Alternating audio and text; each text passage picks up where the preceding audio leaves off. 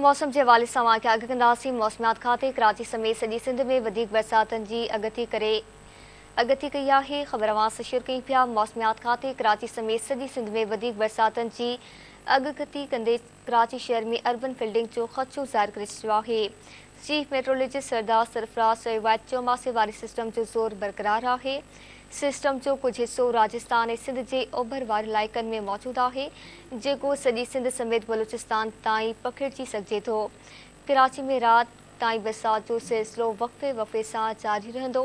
नवाबशाह, सखर, लाड़कानी, जैकबाबाद ऐं दादू में मींहुं 20 अगस्त ताईं जारी रहण जो इम्कान आहे। बलूचिस्तान में 21 अगस्त ताईं बरसात जो सिलसिलो वक़्फ़े वक़्फ़े सां जारी रहंदो।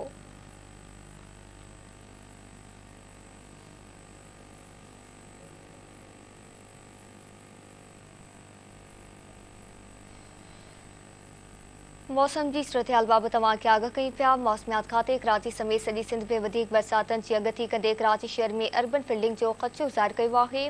चीफ मेट्रोलॉजिस्ट सरदार सरफराज चयो चौमासे वारो सिस्टम जो ज़ोर बरक़रार आहे। सिस्टम जो कुछ हिस्सो राजस्थान ऐं सिंध जे ओभर वारे इलाइक़नि में मौजूदु आहे, जेको सॼी सिंध समेत बलूचिस्तान ताईं पखिड़िजी सघिजे थो।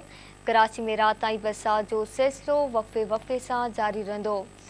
आगाह कयूं कि नवाबशाह, सखर, लाड़कानी, जैकबाबाद ऐं दादू में मींहुं 20 अगस्त ताईं जारी रहण जो इम्कान आहे। बलूचिस्तान में 21 अगस्त ताईं बरसात जो सिलसिलो वक़्फ़े वक़्फ़े सां जारी रहंदो।